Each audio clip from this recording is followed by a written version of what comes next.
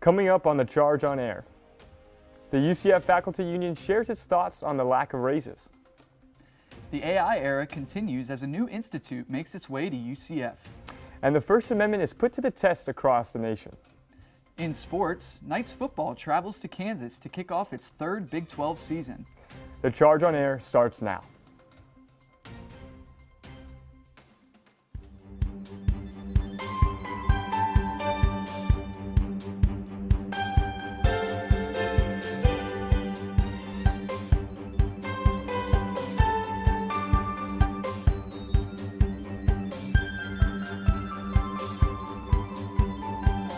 Good afternoon and welcome to the Charge on Air. I'm Lucas Miller.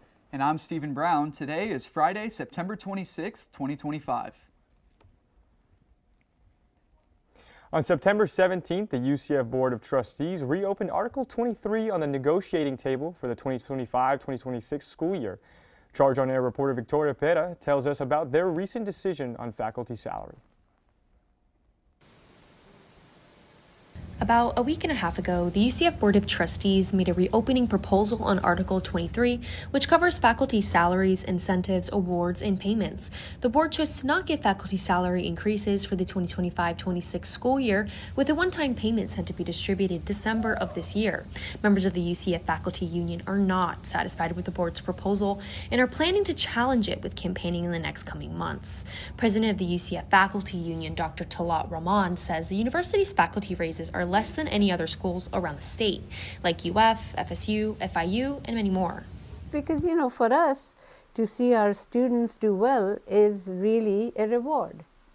But that doesn't mean that we should be taken for granted. That doesn't mean that we should not be given cost of living increases.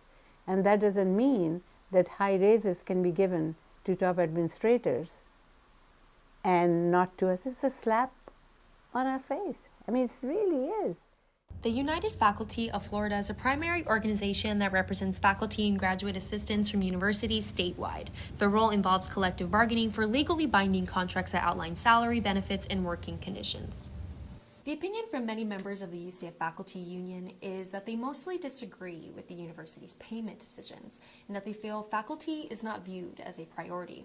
The president of the State Faculty Union, Robert Casanello, says just this. I think that's what's going on here today. I think UCF has the money. They just don't make their employees a priority as far as compensation goes. Originally, back in April, the faculty union asked for an 8% increase to the employee's base salary.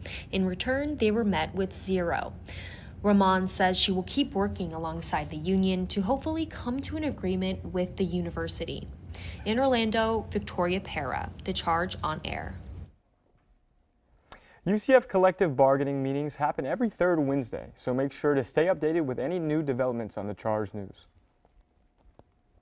Approval of up to $4 million in Capital Improvement Trust Funds funding was approved on Monday by the UCF Board of Trustees to renovate the Student Union. The funding will support design development, including renovation of the Pegasus Ballroom and replacement of the skylight in the main atrium. Renovation will also include the surrounding lobby spaces by the Pegasus Ballroom and a new exterior entry. A date has yet to be announced for when the renovating process will start, but we will keep you updated with any new information.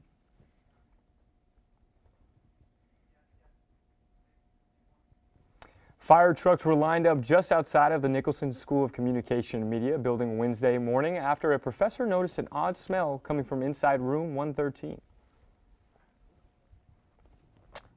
Pulse Point, the Orange County Fire Rescue Department, received a call from academic advisor Melanie Socorro at 11:14 a.m. and evacuation orders followed 12 minutes later. The call was classified as a structured fire, bringing firemen from both Orange and Seminole County. Although some students were left wondering if they still had class, first responders gave Nicholson the all clear just an hour later at 12:19 p.m. UCF announced this semester they are beginning an AI Institute with plans to have AI become more involved on campus. I had the chance to find out more about the institute. Research says that AI would mainly be used in this building for information technology, or this building at financial institutions. But you might not realize that here, at the College of Arts and Humanities, faculty are participating in a new AI Institute. Dr. Peter Larson is the Associate Dean at the College of Arts and Humanities and a member of the Institute. He says workshops have been put on for faculty to discuss potential implications of AI in the classroom. However, Larson emphasized the importance of striking a balance between AI use and reliance. Real human creativity that can't be replaced. And so with the workshop, we're trying to find ways to make sure we kind of really focus on that the assignments we use, the work we assign, help students get a critical understanding, not just what AI can and can't do, but what they can and can't do. At the College of Arts and Humanities, Larson uses AI to help him during research.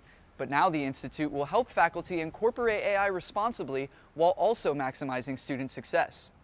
One computer science major in particular tells me how the expansion of AI excites him about the opportunities in his field.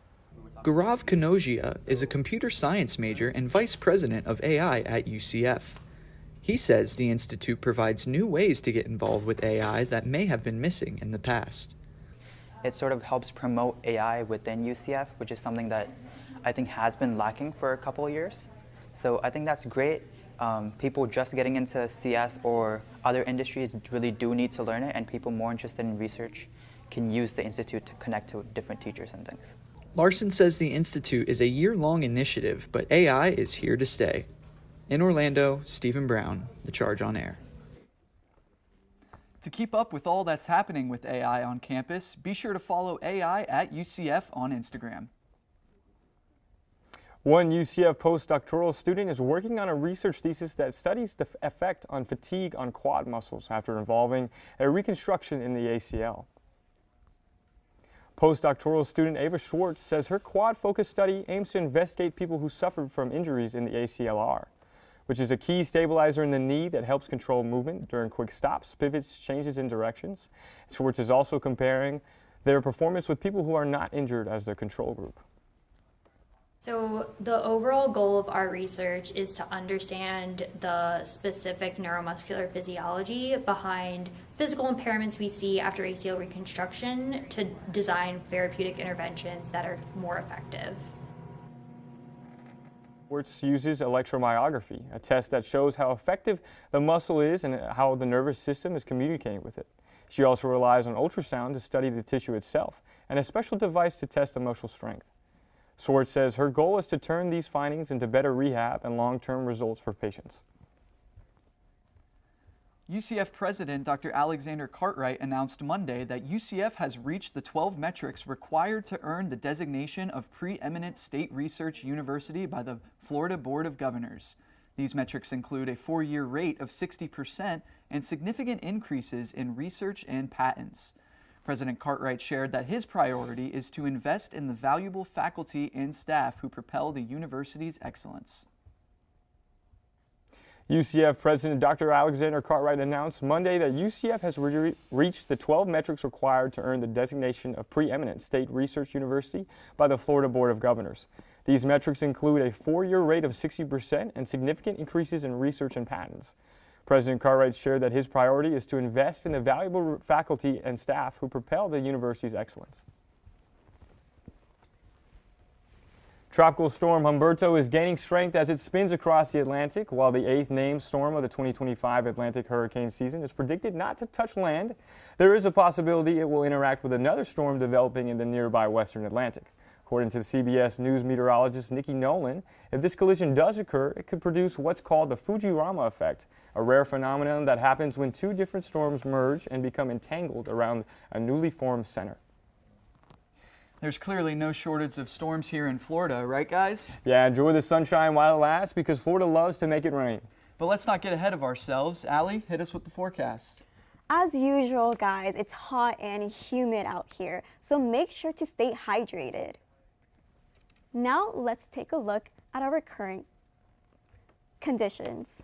It's currently 83 degrees with a humidity of 68%. Winds are northeast with a 2 miles per hour and a chance of rain of 15%. Now back to you guys. Thanks for that update, Allie. Coming up next, are First Amendment rights being overshadowed by censorship? And Charlie Kirk leaves his mark on the national calendar. So stay with us. We'll be right back. Florida may never look the same again. Every day